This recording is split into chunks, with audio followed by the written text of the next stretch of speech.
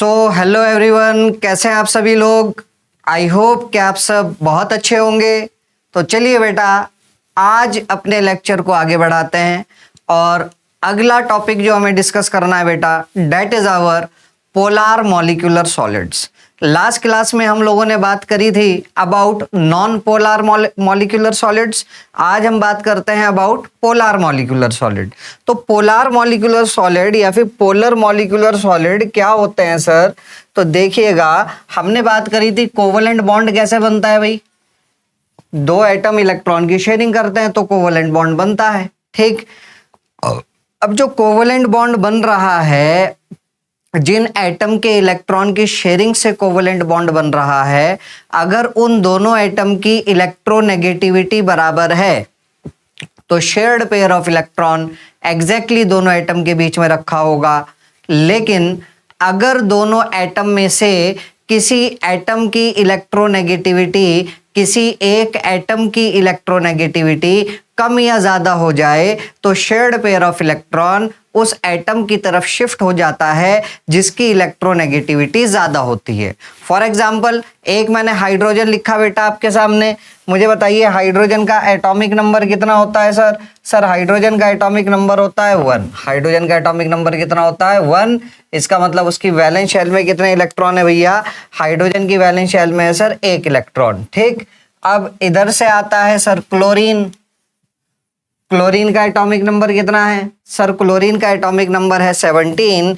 अगर क्लोरीन का atomic number 17 है तो इसका मतलब उसकी वैलेंस शेल में कितने इलेक्ट्रॉन हुए बेटा? इलेक्ट्रॉनिक कन्फिग्रेशन लिखिएगा एटॉमिक नंबर 17 की कन्फिग्रेशन आएगी 287।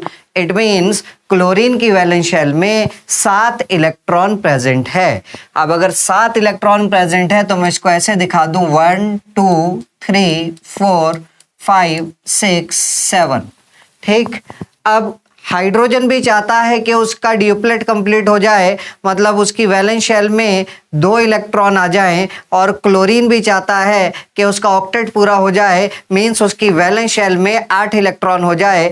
तो हाइड्रोजन ने क्लोरीन को बोला और क्लोरीन ने हाइड्रोजन को बोला कि आओ दोनों एक एक इलेक्ट्रॉन की शेयरिंग करते हैं, तुम्हारा भी फायदा हो जाएगा और मेरा भी फायदा हो जाएगा। तो दोनों के बीच ये डिसाइड हुआ कि दोनों एक एक इलेक्ट्रॉन की शेयरिंग करेंगे, और उस वक्त दोनों के बीच ये बात तय हुई कि दोनों बराबर शेयरिंग करेंगे इलेक्ट्रॉन्स की, मतलब shared pair of electron exactly दोनों एटम के बीच में रखा होगा। तो ठीक है भाई, हाइड्रोजन ने भी ये बात मान ली, दोनों करीब करीब आए, दोनों के बीच इलेक्ट्रॉन की शेयरिंग हुई, और इस वजह से हाइड्रोजन का भी ड्यूप्लेट पूरा हो गया और सर क्लोरीन का भी ऑक्टेट पूरा हो गया। सब कुछ बहुत अच्छा चल रहा था, लेकिन कुछ समय बाद जाकर के क्या हुआ, क्लोरीन बेचारा अपनी आदत से मजबूर, क्लोरीन तो इलेक्ट्रोनेगेटिव एलिमेंट है, लास्ट क्लास में बताया था फोकलन, याद रखिएगा, पूरी पीरियोडिक टेबल में सबसे ज़्यादा electronegative fluorine, then oxygen, then chlorine and then nitrogen. तो क्लोरीन तो बेचारा अपनी आदत से मजबूर है, क्लोरीन ज़्यादा इलेक्ट्रोनेगेटिव है, तो इसने क्या किया, ये जो शेयर्ड पेयर ऑफ इलेक्ट्रॉन था इसको अपनी तरफ शिफ्ट करवा लिया। क्लोरीन ने इस शेयर्ड पेयर ऑफ इलेक्ट्रॉन को अपनी तरफ शिफ्ट करवा लिया, जिस वजह से क्लोरीन के सर पर आया डेल्टा नेगेटिव और हाइड्रोजन के सर पर आया delta positive. Now here is not equal sharing of electrons. यहाँ पर इक्वल शेयरिंग ऑफ इलेक्ट्रॉन नहीं हो रही है, यहाँ पर क्लोरीन ने इलेक्ट्रॉन को हल्का सा अपनी तरफ क्या कर लिया बेटा, खींच लिया है, जिस वजह से क्लोरीन के ऊपर partial delta negative charge develop हो गया और हाइड्रोजन के ऊपर partial delta positive charge develop हो गया। आप कह सकते हैं कि सर यहाँ पर 2 पोल्स डेवलप हो चुके हैं, मतलब डायपोल डेवलप हो चुका, इसीलिए इसको डायपोलार स्पीशीज बोलते हैं, और इस मॉलिक्यूल को बोला जाता है सर पोलार मॉलिक्यूल, ठीक। शेयरिंग से कौन सा बॉन्ड बनता है? कोवलेंट बॉन्ड बनता है। इक्वल शेयरिंग ऑफ इलेक्ट्रॉन नहीं हो रही है, अनइक्वल शेयरिंग ऑफ इलेक्ट्रॉन्स हो रही है, तो इसीलिए इसको हम बोलेंगे बेटा पोलार मॉलिक्यूल। या फिर polar covalent bond, polar molecule या फिर पोलर कोवलेंट बॉन्ड, जहां पर दो एटम के बीच इलेक्ट्रोनेगेटिविटी डिफरेंस होता है, जहां पर एक एटम कम इलेक्ट्रोनेगेटिव होता है और दूसरा एटम ज्यादा इलेक्ट्रोनेगेटिव होता है, तो क्या होगा, शेयर्ड पेयर ऑफ इलेक्ट्रॉन उस एटम की तरफ शिफ्ट हो जाएगा जिसकी इलेक्ट्रोनेगेटिविटी ज्यादा है, और ऐसे कोवलेंट बॉन्ड को बोला जाएगा बेटा पोलर कोवलेंट बॉन्ड, और ऐसे मॉलिक्यूल को बोला जाएगा सर पोलर मॉलिक्यूल। आई होप ये बात क्लियर हुई होगी अच्छे से। The molecules have dipole moment, ठीक, क्लियर यहाँ तक बात। The molecule have dipole moment, molecule का क्या होता है सर, यहाँ पर डायपोल मोमेंट होता है, ठीक। The molecule have dipole moment, तो मॉलिक्यूल का यहाँ पर क्या है सर, डायपोल मोमेंट है, ठीक। Held together by relatively stronger dipole dipole interaction, क्या मतलब है इस बात का, आप देखिए सर यहाँ पर एक HCl का ये हमारे पास डायपोल बन चुका है, क्या बन चुका है, ये HCl का हमारे पास एक डायपोल बन चुका है। एक दूसरा HCl का डायपोल मैं यहाँ बगल में लिख देता हूँ आपके पास, एक दूसरा HCl का डायपोल मैंने यहाँ पर लिख दिया, इस पर भी same delta negative and delta positive, तो ये दूसरा डायपोल आ चुका सर हमारे पास। अब बताइए इन दोनों डायपोल के बीच में, इन दोनों डायपोल के बीच में ये नेगेटिव एंड है, ये पॉजिटिव एंड है, नेगेटिव एंड पॉजिटिव एंड के बीच में इंटरेक्शन होगी, and that type of interaction will be known as, उस इंटरेक्शन को बोला जाएगा सर डायपोल डायपोल इंटरेक्शन। तो पोलर मॉलिक्यूल्स के बीच कौन सी फोर्स ऑफ अट्रैक्शन लगती है, that is dipole dipole interaction, dipole dipole force of attraction. I hope यहाँ तक बात क्लियर हुई होगी आप सभी लोगों को। एग्जाम्पल देख लीजिए आप, HCl solid, sulphur dioxide solid and ammonia solid. Sulphur dioxide में भी देखिए सर ऑक्सीजन ज्यादा इलेक्ट्रोनेगेटिव होगा, अमोनिया में भी देखिए सर नाइट्रोजन ज्यादा इलेक्ट्रोनेगेटिव होगा, ठीक। आगे बढ़ते हैं, अगला आता है सर हमारे पास हाइड्रोजन बॉन्डेड मॉलिक्यूलर सॉलिड्स।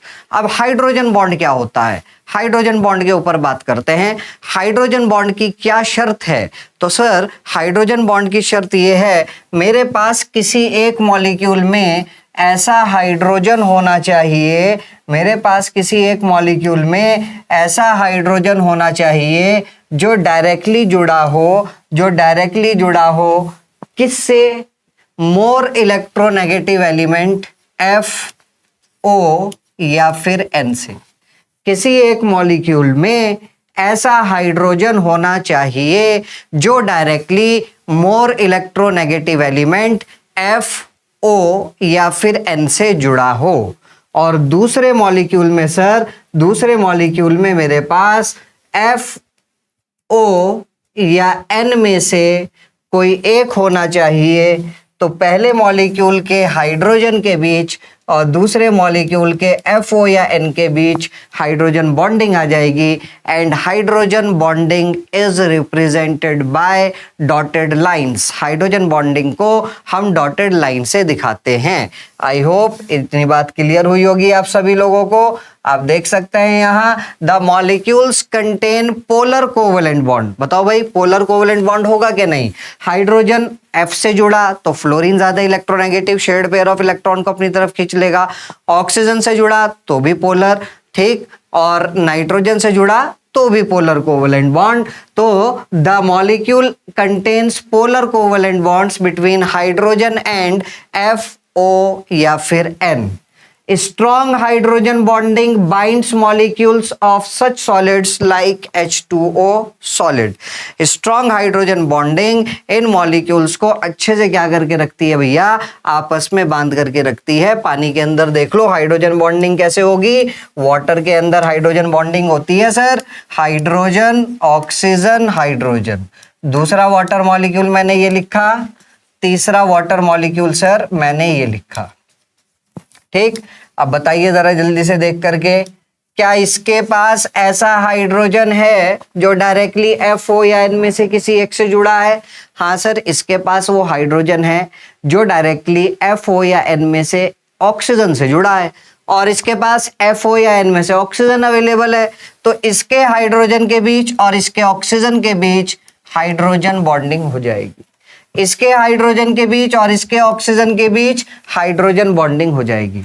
तो वाटर वाटर मॉलिक्यूल के बीच हाइड्रोजन बॉन्डिंग होती है। इसीलिए जब पानी को फ्रीज किया जाता है, जब उसको बर्फ में कन्वर्ट करते हैं, तो वहां पर पानी पानी के बीच इतनी ज्यादा हाइड्रोजन बॉन्डिंग हो जाती है कि पूरा का पूरा एक केज लाइक स्ट्रक्चर बन जाता है। क्या बन जाता है सर?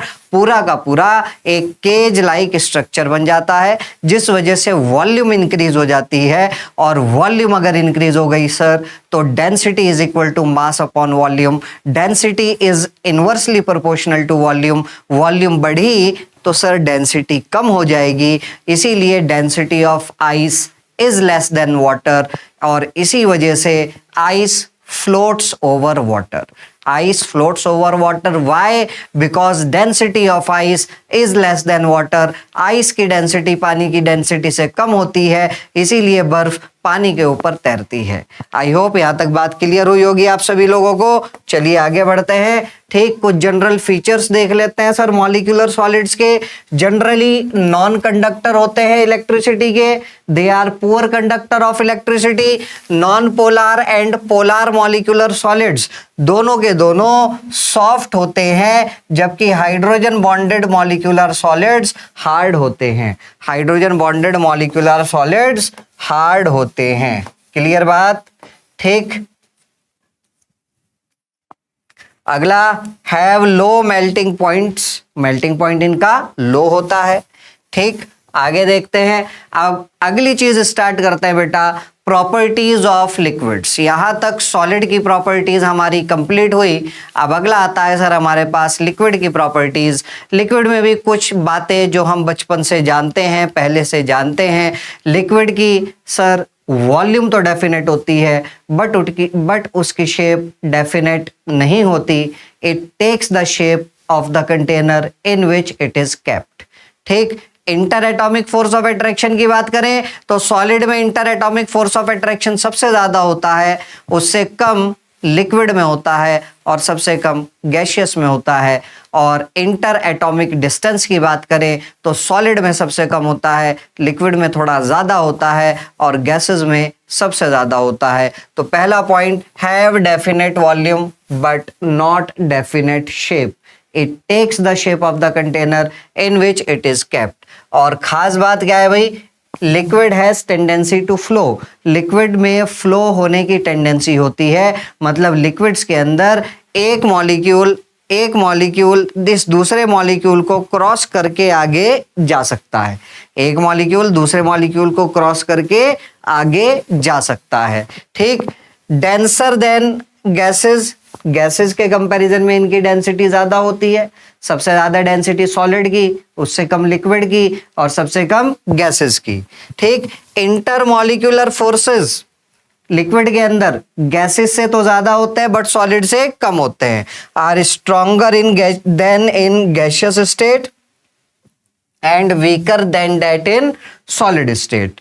ठीक, आई होप यहां तक बात क्लियर हुई होगी। आगे देखते हैं। अब लिक्विड्स की कुछ इंपॉर्टेंट प्रॉपर्टीज हैं बेटा जो हम लोगों को स्टडी करनी है, और वो प्रॉपर्टीज क्या है लिक्विड की। सबसे पहला हम देखेंगे सर इवेपोरेशन का मतलब क्या होता है।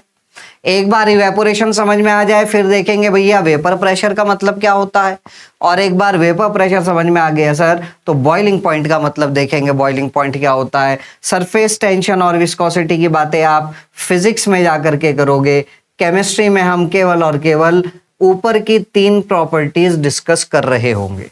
आई होप यहां तक बात क्लियर हुई होगी। तो चलिए स्टार्ट करते हैं। सबसे पहली property of liquid and that is known as evaporation. क्या मतलब है इवेपोरेशन का, देखते हैं सर। तो देखिएगा बेटा, इवेपोरेशन अगर कोई आपसे पूछे इवेपोरेशन का मतलब क्या होता है, तो सर इवेपोरेशन मींस लिक्विड का वेपर में कन्वर्ट होना। बस इतनी बात हम लोगों को पता है, लिक्विड का वेपर में कन्वर्ट होना इवेपोरेशन कहलाया जाता है। तो सर अगर मैं आपसे पूछूं बॉइलिंग का मतलब बताओ, बॉइलिंग का मतलब क्या होगा, तो आप कहोगे सर बॉइलिंग में भी लिक्विड वेपर में कन्वर्ट होता है। तो भैया फिर डिफरेंस क्या हुआ इवेपोरेशन में और बॉइलिंग में, दैट्स इंपॉर्टेंट पॉइंट, वो हमें यहाँ पर जानना है। तो देखिएगा, सपोज कीजिए मैं आपके सामने एक कंटेनर लेकर के आता हूँ। मैं आपके सामने क्या लेकर के आता हूँ बेटा, एक कंटेनर लेकर के आता हूँ। इस कंटेनर में मैं यहाँ पर वाटर डाल देता हूँ भाई। क्या डाल देता हूँ? इस कंटेनर में मैं यहाँ पर वाटर फिल कर देता हूँ। क्या फिल कर देता हूँ? वाटर फिल कर देता हूँ।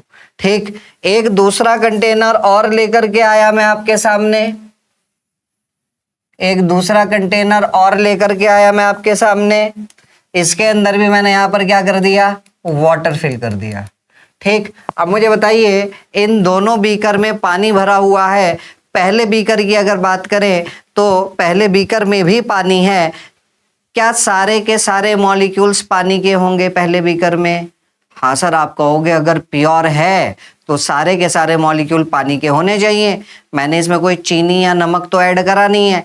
अगर चीनी या नमक ऐड कर देता तब तो पानी के मॉलिक्यूल भी मिलते और चीनी या फिर नमक के मॉलिक्यूल भी मिलते, लेकिन तब आप इसको प्योर ना बोलते, तब आप इसको इम्प्योर बोलते। बट फिलहाल हम प्योर की बात कर रहे हैं, तो पहले बीकर में अगर पानी है तो सारे के सारे मॉलिक्यूल्स पानी के होंगे। अब देखिएगा यहाँ पर मैं शो करता हूँ भैया, मैं यहाँ पर पहले बीकर में शो कर रहा हूँ केवल और केवल सरफेस के मॉलिक्यूल्स। किसके मॉलिक्यूल शो कर रहा हूँ भैया? केवल और केवल सरफेस के मॉलिक्यूल शो कर रहा हूँ। ठीक, और यहाँ पर मैं सरफेस के नीचे का एक मॉलिक्यूल शो कर देता हूँ। ठीक, इनको बोला जाएगा भैया, इनको बोला जाएगा सरफेस मॉलिक्यूल्स। क्या बोला जाएगा? Surface molecules. और इसको बोला जाएगा भैया, इसको बोला जाएगा भैया बल्क मॉलिक्यूल। क्या बोला जाएगा? Bulk molecule. ठीक, अब मुझे बताइए जो पानी के मॉलिक्यूल साथ में रखे हुए हैं, क्या पानी के मॉलिक्यूल्स के बीच में फोर्स ऑफ अट्रैक्शन है? हाँ सर बिल्कुल, पानी के मॉलिक्यूल में फोर्स ऑफ अट्रैक्शन है, तभी तो साथ में एग्जिस्ट कर रहे हैं। ठीक, कहने का मतलब ये जो पानी के मॉलिक्यूल, ये जो पानी का मॉलिक्यूल यहाँ पर रखा हुआ है भैया, ये जो पानी का मॉलिक्यूल यहाँ पर रखा है, इसको चारों दिशाओं से, चारों डायरेक्शन से वाटर के मॉलिक्यूल्स अपनी तरफ खींच रहे होंगे। इसको चारों दिशाओं से सभी वाटर के मॉलिक्यूल्स अपनी तरफ खींच रहे हैं। ठीक, तो सभी डायरेक्शन से इसके ऊपर एक यूनिफॉर्म फोर्स ऑफ अट्रैक्शन लग रहा है। कैसा फोर्स ऑफ अट्रैक्शन लग रहा है? एक यूनिफॉर्म फोर्स ऑफ अट्रैक्शन लग रहा है सभी डायरेक्शन से। तो मुझे बताइए क्या इस मॉलिक्यूल के कहीं भागने की टेंडेंसी है? नहीं सर, जब सभी दिशाओं से एक बराबर फोर्स ऑफ अट्रैक्शन लग रहा है, so this molecule will remain stationery over here. इसके कहीं पर भी भागने की टेंडेंसी नहीं है, it will remain stationery over here. लेकिन अगर इन मॉलिक्यूल की बात करें जो सरफेस पर रखे हैं, इसको नीचे के मॉलिक्यूल्स अपनी तरफ खींच रहे हैं, नीचे के मॉलिक्यूल्स इसको अपनी तरफ खींच रहे हैं। केवल और केवल नीचे की साइड से फोर्स ऑफ अट्रैक्शन लग रहा है, लेफ्ट और राइट से फोर्स ऑफ अट्रैक्शन लग रहा है, बट ऊपर की डायरेक्शन में कोई भी फोर्स ऑफ अट्रैक्शन नहीं लग रहा। So surface molecules are facing non uniform force of attraction. Surface molecules के ऊपर एक non uniform force of attraction लग रही है। तो मुझे बताइए क्या इन मॉलिक्यूल्स की कहीं भागने की टेंडेंसी होगी? हाँ सर बिल्कुल, इन मॉलिक्यूल्स की भागने की टेंडेंसी होगी। ठीक, अगर इन मॉलिक्यूल्स को थोड़ी सी एनर्जी मिल जाए, इतनी एनर्जी मिल जाए कि ये नीचे लगने वाली फोर्स ऑफ अट्रैक्शन को ब्रेक कर दे। ठीक भाई, सबसे पहले अगर हम बात करें जो सरफेस पर मॉलिक्यूल है, इनकी काइनेटिक एनर्जी मैक्सिमम होगी कि मिनिमम होगी? सरफेस के मॉलिक्यूल्स और बल्क के मॉलिक्यूल के बीच किस मॉलिक्यूल की काइनेटिक एनर्जी सबसे ज्यादा होगी? सर सरफेस के मॉलिक्यूल की काइनेटिक एनर्जी ज्यादा होगी, तभी तो वो दूसरे मॉलिक्यूल को धक्का देते हुए सरफेस पर पहुंचा। अरे भाई सर, अगर इनकी काइनेटिक एनर्जी कम होती तब ये दूसरे मॉलिक्यूल को धक्का देते हुए सरफेस पर ना पहुंचता। अब क्योंकि ये दूसरे मॉलिक्यूल को धक्का देते हुए सरफेस पर पहुंचे हैं, इट मींस सरफेस मॉलिक्यूल्स की काइनेटिक एनर्जी ऑलरेडी मैक्सिमम है। बस अगर इन्हें इतनी सफिशिएंट एनर्जी मिल जाए कि ये नीचे लगने वाली फोर्स को ब्रेक कर दें, जो फोर्स नीचे लग रही है उसको ब्रेक कर दें, ये फोर्स अगर ब्रेक हो जाए तो ये वेकेंट स्पेस में, एम्प्टी स्पेस में ऊपर उड़ जाएंगे और इसी फिनोमिना को बोलते हैं इवेपोरेशन। अगर इनको इतनी सफिशिएंट एनर्जी मिल जाए कि ये नीचे लगने वाली फोर्स ऑफ अट्रैक्शन को ब्रेक कर सके, तो क्या होगा भैया, ये ऊपर वेकेंट स्पेस में उड़ जाएंगे और लिक्विड आपका वेपर में कन्वर्ट हो जाएगा। और ये एनर्जी भैया, ये एनर्जी तो इनको सराउंडिंग से ही मिल जाती है। तो इस फिनोमिना को बोलते हैं इवेपोरेशन। इवेपोरेशन में केवल और केवल सरफेस के मॉलिक्यूल्स लिक्विड फेज से वेपर फेज में कन्वर्ट होते हैं, बल्क का मॉलिक्यूल कहीं भी नहीं जाएगा। इसीलिए बोला जाता है evaporation is a surface phenomena. और इवेपोरेशन होने के लिए क्या किसी एक पर्टिकुलर टेम्परेचर की जरूरत है? नहीं सर, इवेपोरेशन तो हर समय होता रहता है, हर टेम्परेचर पर होता रहता है। It is a continuous surface phenomena taking place at all temperature. फिर चाहे सर्दी हो चाहे गर्मी हो, इवेपोरेशन हमेशा होगा। बस वो बात अलग है कि सर्दियों में रेट ऑफ इवेपोरेशन थोड़ा सा कम होता है और गर्मियों में रेट ऑफ इवेपोरेशन थोड़ा ज़्यादा होता है। तो पहली बात हमें समझ में आई कि इवेपोरेशन में सरफेस के मॉलिक्यूल्स लिक्विड फेज से वेपर फेज में कन्वर्ट होते हैं। जब ये सारे के सारे सरफेस के मॉलिक्यूल्स वेपर फेज में चले जाएंगे, फिर नीचे वाली लेयर विजिबल होगी, फिर इसके मॉलिक्यूल्स उड़ करके ऊपर जाएंगे, फिर तीसरी लेयर विजिबल होगी, उसके मॉलिक्यूल्स उड़ करके ऊपर जाएंगे। तो it is a surface phenomena, it is not a bulk phenomena. जबकि बॉइलिंग जो होता है सर, बॉइलिंग में अगर मैं इस पानी को गर्म करना स्टार्ट करूंगा तो सबसे पहली बात तो ये एक पर्टिकुलर टेम्परेचर पर जाकर के बॉईल होगा। जैसे कि वाटर का बॉइलिंग पॉइंट 100 डिग्री सेल्सियस, तो ये 100 डिग्री सेल्सियस पर लिक्विड सारा का सारा लिक्विड के सारे मॉलिक्यूल्स वेपर फेज में कन्वर्ट होंगे, फिर चाहे वो सरफेस के मॉलिक्यूल हो चाहे बल्क के मॉलिक्यूल हो। इसीलिए बोला जाता है evaporation is a surface phenomena and boiling is a bulk phenomena. Evaporation takes place at all temperature, जबकि boiling takes place only at a particular temperature, only at a fix temperature. I hope ये सारी बातें clear हुई होगी आप सभी लोगों को। ठीक, तो चलिए देखते हैं तो इवेपोरेशन में क्या हो रहा है भैया। अच्छा, इवेपोरेशन जब होगा तो लिक्विड का लेवल कम हो जाएगा। हाँ सर, लिक्विड का लेवल कम हो जाएगा। इवेपोरेशन से पहले मैंने वजन मेजर किया था, मान लिया x ग्राम आ रहा था। इवेपोरेशन हो जाने के बाद वेट आया y ग्राम। तो बताइए x और y में कौन बड़ा होगा कौन छोटा होगा? तो सर x बड़ा होगा y छोटा होगा। इट मीन्स इवेपोरेशन की वजह से there will be loss in weight, weight में लॉस देखने को मिलेगा इवेपोरेशन की वजह से। क्लियर बात अच्छे से? ठीक सर। तो इवेपोरेशन जो होता है वो हर टेम्परेचर पर होता है बिलो द बॉइलिंग पॉइंट। ठीक, लिक्विड वेपर में कन्वर्ट होता है बिलो इट्स बॉइलिंग पॉइंट। ठीक, molecules at the liquid surface having sufficient kinetic energy, already उनकी काइनेटिक एनर्जी मैक्सिमम है, थोड़ी सी एनर्जी और मिल जाएगी तो they will escape into the vapour phase. और इसी फिनोमिना को बोला जाता है सर इवेपोरेशन, इसी को ही बोला जाता है इवेपोरेशन। तो इवेपोरेशन में क्या बोल रहा है भैया, requires energy to overcome the intermolecular forces between the molecules of liquid. और ये इतनी एनर्जी तो वो सराउंडिंग से ही ले लेता है। ठीक, आपको कोई एक्स्ट्रा हीट एनर्जी देने की जरूरत नहीं है। ठीक, तो ये particles with higher kinetic energy, अभी अभी बताया ना, सरफेस के ऊपर जो पार्टिकल आ रहे हैं भैया उनकी काइनेटिक एनर्जी ऑलरेडी मैक्सिमम है, तभी तो दूसरे मॉलिक्यूल को धक्का देते हुए ऊपर तक पहुंचे हैं।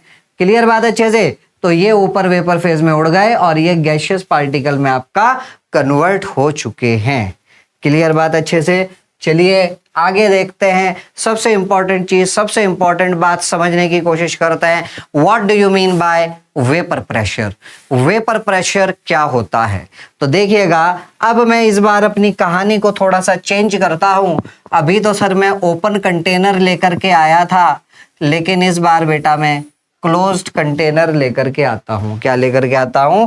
क्लोज्ड कंटेनर लेकर के आता हूं। और इस क्लोज कंटेनर में मैंने यहां पर पानी डाल दिया, पानी भर दिया। यहां पर दिखा देता हूं पानी के मॉलिक्यूल्स जो सरफेस पर प्रेजेंट है, सरफेस मॉलिक्यूल्स। ठीक, अब एक क्लोज कंटेनर में मैंने पानी भरा और मैं मार्क लगा करके चला गया, निशान लगा करके चला गया कि भैया मेरा पानी कहाँ तक आ रहा है, यहाँ तक आ रहा है। ठीक, अगले दिन आऊँगा, 3-4 दिन गुजर जाने के बाद आऊँगा, तो मुझे बताओ पानी का लेवल क्या उतना का उतना ही मिलेगा या थोड़ा सा कम हो जाएगा? हाँ सर, डेफिनेट बात है, पानी का लेवल थोड़ा सा कम हो जाएगा। जब कंटेनर ओपन था तब पानी का लेवल कम हुआ क्योंकि इवेपोरेशन हो रहा है, जो लिक्विड है वो वेपर में कन्वर्ट होके एम्प्टी स्पेस में उड़ गया।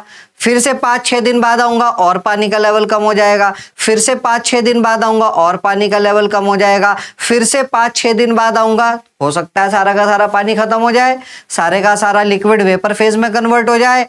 क्लियर हो रही है बात? लेकिन यहाँ पर क्या होगा, समझने की कोशिश कीजिएगा। आप पानी भर करके गए, निशान लगा दिया, 3-4 दिन बाद आओगे, पानी का लेवल कम हो जाएगा, पानी का लेवल कम हो जाएगा, पानी का लेवल कम हो गया, मान लिया यहाँ पर पहुंच गया।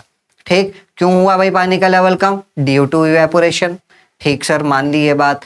अब फिर से 4-5 दिन बाद आओ, अब आप सोच रहे हो कि पानी का लेवल वापस से कम हो जाएगा, लेकिन आकर के आपने क्या देखा, पानी का लेवल तो उतना का उतना ही है, पानी का लेवल ना डिक्रीज हुआ ना इंक्रीज हुआ, पानी का लेवल कांस्टेंट है, उतना का उतना ही है। तो क्या इसका मतलब ये है कि इवेपोरेशन बंद हो गया?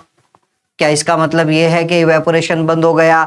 नहीं सर, ऐसा नहीं है, इवेपोरेशन बंद नहीं हुआ, इवेपोरेशन अभी भी चल रहा है। तो सर पानी का लेवल कम क्यों नहीं हो रहा? बिकॉज यहाँ पर कहानी में थोड़ा ट्विस्ट आ चुका है और वही ट्विस्ट हमें यहाँ पर समझना है।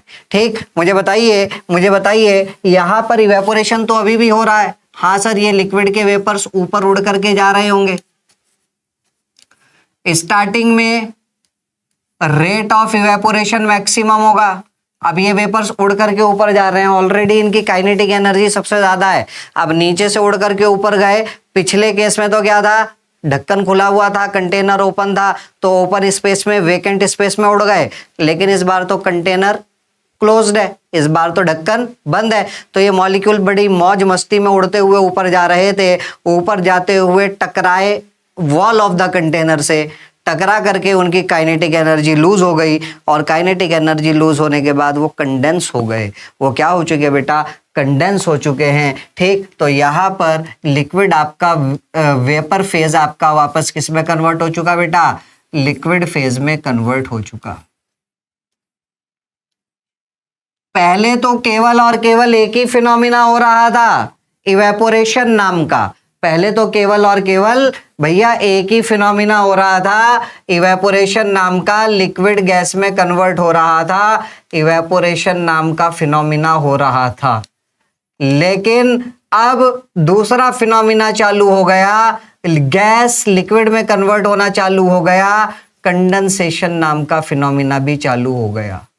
पहले केवल और केवल एक ही फिनोमिना चल रहा था जब तक आपका कंटेनर ओपन था, and that phenomena was evaporation. But अब जब मैंने कंटेनर को क्लोज कर दिया, अब सर वहां पर इवेपोरेशन के साथ साथ कंडेंसेशन नाम का फिनोमिना भी चालू हो गया। लेकिन स्टार्टिंग में तो केवल और केवल इवेपोरेशन होगा। कुछ वक्त गुजर जाने के बाद, कुछ सेकंड गुजर जाने के बाद, जब सफिशिएंट वेपर्स बन जाएंगे लिक्विड के सरफेस पर, ठीक, तब कंडेंसेशन नाम का फिनोमिना चालू होगा। क्लियर है यहाँ तक मेरी बात अच्छे से? ठीक, दो प्रोसेस हो रहे हैं, दोनों की डायरेक्शन अपोजिट है, बोलो है कि नहीं? इवेपोरेशन में लिक्विड गैस में कन्वर्ट हो रहा है, कंडेंसेशन में गैस लिक्विड में कन्वर्ट हो रहा है, दोनों की डायरेक्शन अपोजिट है। ठीक, लिक्विड गैस में कन्वर्ट हो रहा है और गैस भैया लिक्विड में कन्वर्ट हो रहा है, दोनों की पोजिशन, दोनों की डायरेक्शन अपोजिट है। ठीक, अब मेरा एक सवाल आपसे, ठीक, मुझे बताइए, जब इवेपोरेशन हो रहा है, हाँ सर इवेपोरेशन हो रहा है, ठीक, लिक्विड के सरफेस पर यहाँ पर क्या हो रहा है? लिक्विड के सरफेस पर वेपर्स बनने चालू हो गए। क्या बनने चालू हो गए? वेपर्स बनने चालू हो गए। भैया जब इवेपोरेशन होएगा तो लिक्विड के सरफेस पर वेपर्स तो आएंगे। हाँ सर बिल्कुल आएंगे, लिक्विड के सरफेस पर वेपर्स। वो वेपर्स लिक्विड के सरफेस पे कुछ प्रेशर डाल रहे होंगे। हाँ सर बिल्कुल डाल रहे होंगे, लिक्विड के सरफेस पर कुछ प्रेशर। क्या उस प्रेशर को वेपर प्रेशर बोलूं? हाँ सर, है तो प्रेशर वेपर का ही है, तो प्रेशर किसका? वेपर का। तो वेपर प्रेशर बोलने में क्या बुराई है? लेकिन जवाब है वो वेपर्स लिक्विड के सरफेस पर जाहिर सी बात है, डेफिनेट बात है, पक्की बात है, प्रेशर डाल रहे हैं, बट उन वेपर के प्रेशर को हम वेपर प्रेशर नहीं बोलेंगे, उनको सिंपली पार्शियल प्रेशर बोला जाएगा। ऐसा क्यों सर? आप समझने की कोशिश कीजिएगा, समझने की कोशिश कीजिएगा। स्टार्टिंग में टाइम t इक्वल टू 0 पर केवल और केवल एक फिनोमिना चल रहा है जिसको हम बोल रहे हैं इवेपोरेशन। ठीक, अब जैसे जैसे वक्त आगे बीतेगा, सपोज करो 4-5 सेकंड के बाद कंडेंसेशन नाम का फिनोमिना भी चालू हो गया। 4-5 सेकंड के बाद मान लेते हैं 5वें सेकंड पर, ठीक, 5वें सेकंड पर कंडेंसेशन नाम का फिनोमिना भी चालू हो गया। मतलब स्टार्टिंग में रेट ऑफ इवेपोरेशन मैक्सिमम है, रेट ऑफ कंडेंसेशन 0 है। रेट ऑफ इवेपोरेशन मैक्सिमम है और रेट ऑफ कंडेंसेशन क्या है? 0। ठीक, अब रेट ऑफ इवेपोरेशन तो फिक्स है भाई, उतना का उतना ही होगा, चाहे 10 सेकंड गुजर जाए, चाहे 20 सेकंड, चाहे 15 सेकंड, इवेपोरेशन की स्पीड तो उतनी ही रहेगी, वो चेंज थोड़ी होगी। ठीक है, लेकिन हाँ कंडेंसेशन बढ़ना चालू हो जाएगा, कंडेंसेशन बढ़ना चालू हो जाएगा। ठीक है, ग्राफ से समझो। ठीक, इस एक्सिस पर मैं ले लेता हूं टाइम। ठीक, इस एक्सिस पर मैंने क्या ले लिया भैया? टाइम ले लिया।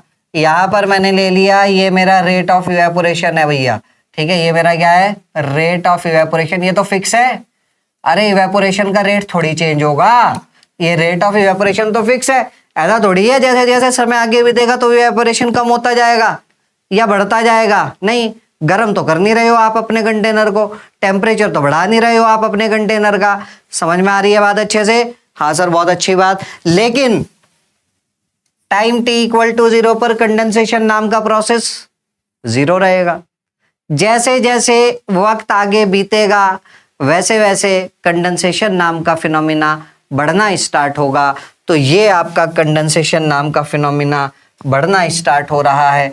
बढ़ते बढ़ते बढ़ते बढ़ते बढ़ते बढ़ते बढ़ते बढ़ते अल्टीमेटली एक टाइम ऐसा आएगा जब rate of condensation rate of evaporation के बराबर हो जाएगा। और बस हमें उसी वक्त का इंतजार था जब rate of evaporation rate of condensation आपस में बराबर हो जाएंगे। अब ये दोनों आगे आगे बराबर चलेंगे, अब ये दोनों आगे आगे सेम रेट पर चलेंगे। ठीक, और इसी पॉइंट को हम बोलते हैं सर इक्विलिब्रियम। यहीं पर हमारा आ चुका है भैया क्या? इक्विलिब्रियम। समझो ध्यान से, मान लिया इक्विलिब्रियम आया आपका, इक्विलिब्रियम आया आपका 10वें सेकंड पर, 10th सेकंड पर इक्विलिब्रियम आया, तो 0 से 9 सेकंड के बीच भी वेपर बन रहे थे, लेकिन उनके प्रेशर को वेपर प्रेशर नहीं बोलेंगे। 10वें सेकंड पर जब रेट ऑफ इवेपोरेशन और रेट ऑफ कंडेंसेशन बराबर हो जाएंगे, उस वक्त जो वेपर का प्रेशर होगा उसको वेपर प्रेशर बोलेंगे। ऐसा क्यों? ऐसा इसलिए बिकॉज 10वें सेकंड पर रेट ऑफ इवेपोरेशन और रेट ऑफ कंडेंसेशन आपस में बराबर हो चुके हैं। क्या मतलब? 10वें सेकंड के बाद अगर एक मॉलिक्यूल नीचे से उड़ करके ऊपर जाता है, वैसे ही एक मॉलिक्यूल नीचे टपक जाता है। या फिर 10वें सेकंड के बाद अगर 5 मॉलिक्यूल नीचे से उड़ करके ऊपर जा रहे हैं तो 5 मॉलिक्यूल ऊपर से नीचे टपक जा रहे हैं। तो मुझे बताइए बेटा, लिक्विड सरफेस के ऊपर अमाउंट ऑफ वेपर्स कांस्टेंट हो जाएगा कि नहीं, या अभी भी इंक्रीज होता रहेगा? सर 0 से 9 सेकंड तक तो केवल और केवल इवेपोरेशन था। ठीक है, कंडेंसेशन भी हो रहा था, बट कंडेंसेशन का रेट इवेपोरेशन के रेट के बराबर नहीं था, कंडेंसेशन का रेट बहुत कम था। 0 से 9 सेकंड तक वेपर बन रहे थे, वो वेपर्स लगातार बढ़ते जा रहे थे। लेकिन जैसे ही 10वें सेकंड पर हम पहुंचे, इक्विलिब्रियम आ चुका, और इक्विलिब्रियम आने पर जैसे ही नीचे से उड़ करके 5 मॉलिक्यूल ऊपर गए, वैसे ही 5 मॉलिक्यूल ऊपर से नीचे टपक गए। तो हम बोलेंगे हमारा amount of vapour liquid surface के ऊपर कांस्टेंट हो जाएगा। अब वो कांस्टेंट वेपर जितना प्रेशर डालेगा लिक्विड सरफेस पर, उसको बोला जाएगा बेटा वेपर प्रेशर। ठीक, तो रेट ऑफ इवेपोरेशन और रेट ऑफ कंडेंसेशन जब बराबर होंगे तो इक्विलिब्रियम आएगा। इस चीज को ऐसे समझो, मैं एक जीने के ऊपर चढ़ने की कोशिश कर रहा हूं, मैं एक स्टेयर केस के ऊपर चढ़ने की कोशिश कर रहा हूं और उस स्टेयर केस के जो बगल में ग्रिल है वो ओपेक है, आप उसके आर पार नहीं देख सकते। ठीक, आप दूर से खड़े हुए मुझे देख रहे हो, नोटिस कर रहे हो कि मैं लगातार स्टेयर केस के ऊपर चढ़ने की कोशिश कर रहा हूं, बट ना तो मैं ऊपर पहुंच पा रहा ना ही मैं नीचे आ पा रहा। मैं उसी जगह खड़ा होकर के लगातार मेहनत कर रहा हूं, ऊपर चढ़ने की कोशिश कर रहा हूं, बट ना मैं ऊपर जा पा रहा ना मैं नीचे आ पा रहा।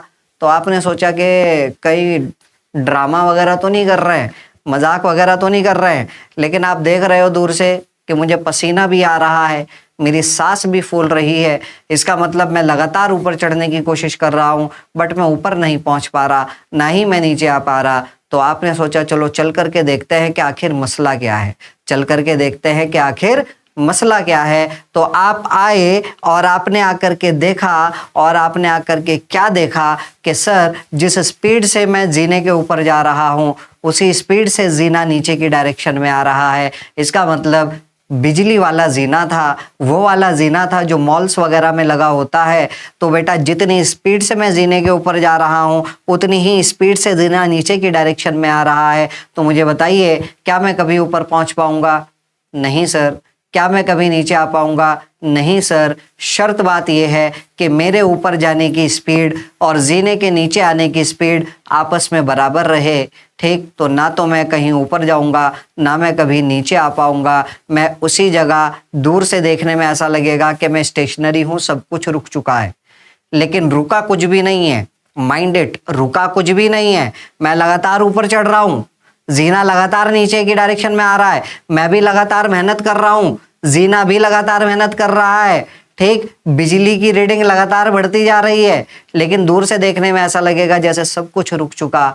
उसी पॉइंट को इक्विलिब्रियम बोलते हैं। इक्विलिब्रियम में दो फिनोमिना चलते हैं, दोनों अपोजिट डायरेक्शन में चलते हैं और दोनों के चलने की स्पीड, दोनों के चलने का रेट क्या होता है? सेम होता है। तो दूसरे को ऐसा लगता है कि सब कुछ स्टॉप हो चुका। मुझे बताओ, एक मॉलिक्यूल नीचे से उड़ के ऊपर गया, एक मॉलिक्यूल नीचे आ गया, या फिर 5 मॉलिक्यूल नीचे से उड़ के ऊपर गए, उसी समय हैंड टू हैंड, हाथों हाथ 5 मॉलिक्यूल नीचे आ गए, तो क्या amount of vapour liquid surface के ऊपर कांस्टेंट हो जाएगा?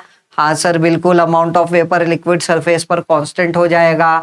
अब वो कांस्टेंट वेपर जो प्रेशर डालेंगे उसको वेपर प्रेशर बोलेंगे। क्लियर बात? 0 से 9 सेकंड तक भी वेपर थे लिक्विड सरफेस पर, वो भी प्रेशर डाल रहे थे, उनको वेपर प्रेशर क्यों नहीं बोल सकते? बिकॉज अगर उनको वेपर प्रेशर बोलेंगे तो 0 से 9 सेकंड तक लगातार वेपर बढ़ते जा रहे हैं, तो वेपर प्रेशर भी लगातार बढ़ता रहना चाहिए। बट वेपर प्रेशर एक इंक्रीजिंग क्वांटिटी नहीं है, वो तो एक कांस्टेंट वैल्यू है, कांस्टेंट क्वांटिटी है। तो 0 से 9 सेकंड तक पार्शियल प्रेशर लगातार बढ़ता जा रहा है, लेकिन 10वें सेकंड के बाद जब इक्विलिब्रियम आया तो अमाउंट ऑफ वेपर कांस्टेंट हो गया। वो कांस्टेंट वेपर जो आप प्रेशर डालेगा, that pressure on the liquid surface will be constant and that pressure will be known as vapour pressure. I hope अच्छे से क्लियर हुआ होगा, अच्छे से डाइजेस्ट हुआ होगा। दोबारा सुनिए, 3-4 बार सुनिए, तब जाकर के दिमाग में अच्छे से बैठेगा। चलिए आगे बढ़ते हैं। तो देखिएगा, वे pressure exerted by the vapours which are on the surface of liquid and are in equilibrium with it, उस प्रेशर को क्या बोलते हैं भैया? वेपर प्रेशर बोलते हैं। उसको क्या बोलते हैं? वेपर प्रेशर बोलते हैं। ठीक, नीचे देख सकते हो आप, initially molecule starts going in vapour phase from liquid surface but after some time some molecule starts coming back, मतलब कंडेंसेशन नाम का फिनोमिना चालू हो गया, coming back to the liquid surface. Equilibrium आने पर number of molecules going from the surface and the molecules coming back becomes equal, मतलब rate of evaporation और rate of condensation after equilibrium क्या हो जाएगा? बराबर हो जाएगा। क्लियर बात अच्छे से? चलिए आगे बढ़ते हैं। अगली चीज आती है भैया बॉइलिंग पॉइंट। एक बार वेपर प्रेशर समझ में आ गया तो अगली चीज आती है सर हमारे पास boiling point. What do you mean by boiling point? Boiling point का मतलब क्या होता है? बॉइलिंग पॉइंट अगर बच्चों से पूछा जाए तो वो ये कहते हैं कि सर बॉइलिंग पॉइंट वो टेम्परेचर है जिस टेम्परेचर पर लिक्विड वेपर में कन्वर्ट होता है, that temperature is known as boiling point. लेकिन अब हम थोड़े बड़े हो चुके हैं, अब हम बॉइलिंग पॉइंट को कैसे डिफाइन करते हैं सुनिएगा। बॉइलिंग पॉइंट वो टेम्परेचर है जिस टेम्परेचर पर लिक्विड का वेपर प्रेशर एक्सटर्नल प्रेशर के बराबर हो जाए। एक्सटर्नल प्रेशर मतलब मेरे सर के ऊपर भी अभी कुछ प्रेशर लग रहा है। हाँ सर बिल्कुल लग रहा है। एटमॉस्फेयर की लेयर्स मेरे सर के ऊपर कुछ प्रेशर डाल रही है, that pressure is known as atmospheric pressure. तो जब लिक्विड का वेपर प्रेशर एटमॉस्फेरिक प्रेशर के बराबर हो जाएगा, जिस टेम्परेचर पर ऐसा होगा, that temperature will be known as boiling point of liquid. तो बॉइलिंग पॉइंट क्या है? Temperature at which vapour pressure of liquid becomes equal to external pressure. और ये एक्सटर्नल प्रेशर सर हमारा, तो देखिएगा temperature at which vapour pressure of liquid becomes equal to external pressure. और ये एक्सटर्नल प्रेशर सर मेरा 1 atm भी हो सकता है, 1 bar भी हो सकता है। ठीक, जब लिक्विड का वेपर प्रेशर 1 atm के बराबर होगा, that temperature will be known as normal boiling point of liquid. और जब लिक्विड का वेपर प्रेशर 1 bar के बराबर होगा, that temperature will be known as standard boiling point of liquid. Clear बात अच्छे से? जिस टेम्परेचर पर पानी का वेपर प्रेशर 1 atm के बराबर हो, that temperature will be known as boiling point of water. और जिस टेम्परेचर पर पानी का वेपर प्रेशर 1 bar के बराबर हो, that temperature will be known as standard boiling point of water. I hope मेरी ये बात क्लियर हुई होगी। चलो एक अच्छे से एग्जाम्पल से देखते हैं। सपोज कीजिए एटमॉस्फेरिक प्रेशर की वैल्यू है, मान लेते हैं एटमॉस्फेरिक प्रेशर हम फिक्स कर लेते हैं 500 mm ऑफ मरकरी। मेरे पास 2 लिक्विड है भैया, एक लिक्विड है A और एक लिक्विड है B। ठीक, इन दोनों का वेपर प्रेशर मैंने दिया आपको। लिक्विड A का वेपर प्रेशर है 200 mm ऑफ मरकरी और लिक्विड B का वेपर प्रेशर है 300 mm ऑफ मरकरी। तो मुझे बताइए लिक्विड A कब बॉईल होना स्टार्ट होगा? सर लिक्विड A का vapour pressure 200 mm of mercury है। आप आइए आकर के लिक्विड A को गर्म करना स्टार्ट कीजिए। तो जब मैं इसको गर्म करूंगा तो जाहिर सी बात है वेपर प्रेशर बढ़ना चालू होगा, 200 से बढ़ना स्टार्ट होगा। बढ़ते बढ़ते बढ़ते बढ़ते जिस टेम्परेचर पर ये 200 से बढ़ते बढ़ते 500 के बराबर पहुंच जाए, उस टेम्परेचर पर लिक्विड A बॉईल होना स्टार्ट हो जाएगा and that temperature will be known as boiling point of liquid A। अगला, इसका वेपर प्रेशर B वाले का 300 है, आकर के गर्म करो। जब 300 से बढ़ते बढ़ते 500 पर पहुंच जाए, जिस टेम्परेचर पर ऐसा हो उस टेम्परेचर को बोल दो कि भैया ये टेम्परेचर लिक्विड B का बॉइलिंग पॉइंट है, ये टेम्परेचर लिक्विड B का बॉइलिंग पॉइंट है। क्लियर बात अच्छे से? अब मुझे बताइए 200 को 500 तक पहुंचाने में ज्यादा मेहनत करनी पड़ेगी या 300 को 500 तक पहुंचाने में ज्यादा मेहनत करनी पड़ेगी? सर अंडरस्टूड बात है, जाहिर सी बात है 200 को 500 तक पहुंचाना है तब ज्यादा गर्म करना पड़ेगा, ज्यादा हीट एनर्जी देनी पड़ेगी। 300 को 500 तक पहुंचाना है तो वो तो कम टेम्परेचर पर ही हो जाएगा। बस दैट्स द इंपॉर्टेंट पॉइंट। 200 को 500 तक पहुंचाना है तो ज्यादा टेम्परेचर देना पड़ेगा, 300 को 500 तक पहुंचाना है तो कम टेम्परेचर देना पड़ेगा। इसका मतलब लिक्विड A कम टेम्परेचर पर ही बॉईल हो जाएगा और लिक्विड B ज्यादा टेम्परेचर पर बॉईल होगा। तो मुझे बताइए किसका बॉइलिंग पॉइंट ज्यादा होगा? सर लिक्विड ए का बॉइलिंग पॉइंट ज़्यादा होगा और लिक्विड बी का बॉइलिंग पॉइंट ज़्यादा होगा, बिकॉज लिक्विड ए का वेपर प्रेशर कम है, लिक्विड बी का वेपर प्रेशर ज़्यादा है, इसीलिए ए को 200 से 500 तक पहुंचाने में ज़्यादा मेहनत करनी पड़ेगी और बी को 300 से 500 तक पहुंचाने में कम मेहनत करनी पड़ेगी। तो सर जिसका वेपर प्रेशर कम उसका बॉइलिंग पॉइंट ज़्यादा। तो एक बात हमें यहाँ पर पता चल गई, सबसे इंपॉर्टेंट पॉइंट, सबसे इंपॉर्टेंट बात, boiling point is inversely proportional to vapour pressure. Boiling point is inversely proportional to vapour pressure, सबसे इंपॉर्टेंट पॉइंट। क्लियर बात अच्छे से? चलिए अब अपनी कहानी में थोड़ा सा ट्विस्ट लाते हैं, अपनी कहानी को थोड़ा सा बदलते हैं। ठीक, अभी हमने एटमॉस्फेरिक प्रेशर फिक्स किया था, अब मैं दोनों लिक्विड का वेपर प्रेशर फिक्स कर देता हूं और एटमॉस्फेरिक प्रेशर चेंज कर देता हूं।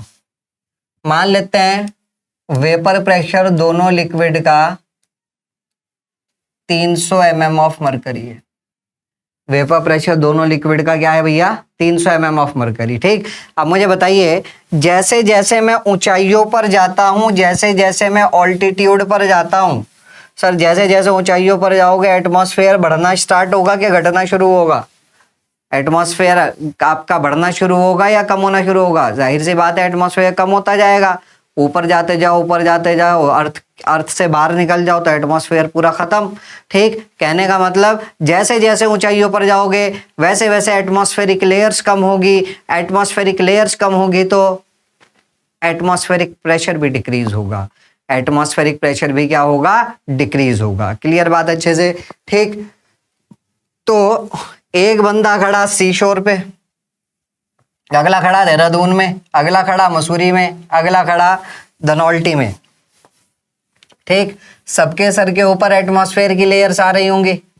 हाँ सर बिल्कुल, सबके सर पर एटमॉस्फेयर की लेयर्स आ रही हैं। सबसे ज्यादा एटमॉस्फेरिक की लेयर्स किसके सर पे आएगी? सर जो समुद्र के किनारे पे खड़ा, ये एटमॉस्फेयर की लेयर्स। ठीक, सबसे ज्यादा एटमॉस्फेयर की लेयर्स किसके सर पे आएगी? जो सी शोर पर खड़ा है।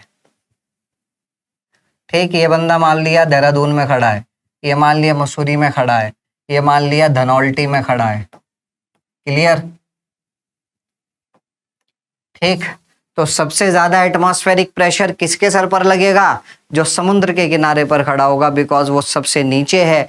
ठीक, तो जैसे जैसे मैं ऊंचाइयों पर जाता जाऊंगा, जैसे जैसे मैं ऑल्टीट्यूड पर जाता जाऊंगा, वैसे वैसे एटमॉस्फेरिक प्रेशर कम होता जाएगा। तो मान लेते हैं ये मैंने एटमॉस्फेरिक प्रेशर लिखा हुआ है।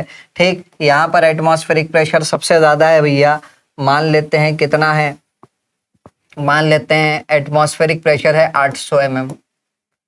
ठीक, फिर मैं थोड़ा सा ऊपर बढ़ा, एटमॉस्फेरिक प्रेशर आ गया 300 mm। ठीक, अब वेपर प्रेशर कितना? वेपर प्रेशर तो 300 है। ठीक, एक बंदा समुद्र के किनारे पर खड़ा, वहां पर एटमॉस्फेरिक प्रेशर 800। एक बंदा धनौल्टी में खड़ा, वहां पर एटमॉस्फेरिक प्रेशर 300। ठीक, अब बॉइलिंग पॉइंट किसका ज्यादा होगा? ठीक, तो सर 300 को लिक्विड का वेपर प्रेशर, तो ये एटमॉस्फेरिक प्रेशर तो चेंज कर नहीं सकते, एटमॉस्फेरिक प्रेशर थोड़ी चेंज कर सकते हो। ठीक, भाई समुद्र के किनारे पे खड़े तो फिक्स है एटमॉस्फेरिक प्रेशर 800, धनौल्टी में खड़े फिक्स है एटमॉस्फेरिक प्रेशर 300, ये चेंज नहीं कर सकते। चेंज क्या कर सकते हैं? Vapour pressure. अब आपने अपने लिक्विड को गर्म करना स्टार्ट करा। ठीक, तो मुझे बताओ 300 को 800 तक पहुंचाने में ज्यादा मेहनत करनी पड़ेगी। मैं यहाँ पे वैल्यू थोड़ी चेंज कर देता हूं, मान लेते हैं यहाँ पर 500। 300 को 800 तक ले जाने में ज्यादा मेहनत करनी पड़ेगी या 300 को 500 तक ले जाने में? तो सर 300 को 800 तक ले जाने में ज्यादा मेहनत करनी पड़ेगी। इसका मतलब कहां पर बॉइलिंग पॉइंट ज्यादा होगा? बॉइलिंग पॉइंट ज्यादा कहां पर होगा? सर यहां पर बॉइलिंग पॉइंट ज्यादा होगा और यहां पर बॉइलिंग पॉइंट कम होगा। इसका मतलब हमें यह पता चला, जहां पे एटमॉस्फेरिक प्रेशर ज्यादा वहां पे बॉइलिंग पॉइंट ज्यादा, जहां पे एटमॉस्फेरिक प्रेशर ज्यादा वहां पे बॉइलिंग पॉइंट ज्यादा। तो boiling point is directly proportional to boiling point is directly proportional to atmospheric pressure. Boiling point is directly proportional to atmospheric pressure. ठीक सर, क्लियर हुई सारी बातें अच्छे से? हाँ सर, बहुत बढ़िया, मज़ा आया अच्छे से? जी सर, बिल्कुल मज़ा आया। ठीक, आगे देखते हैं। तो ये देखिए, आप ग्राफिकली आप समझ सकते हो, डायग्रामेटिकली आप समझ सकते हो। ठीक, जब एटमॉस्फेरिक प्रेशर वेपर प्रेशर के बराबर हो जाएगा तो हमारा लिक्विड बॉईल होना स्टार्ट हो जाएगा। तो I hope you have enjoyed today's session. अच्छे से आप लोगों को मज़ा आया होगा, सारे कंसेप्ट अच्छे से क्लियर हुए होंगे। तो बेटा मिलते हैं आप लोगों से बहुत जल्द अगली क्लास में एक नए टॉपिक के साथ, एक नई एनर्जी के साथ। तब तक के लिए हंसते रहिए, मुस्कुराते रहिए। बाय बाय, टेक केयर, जय हिंद।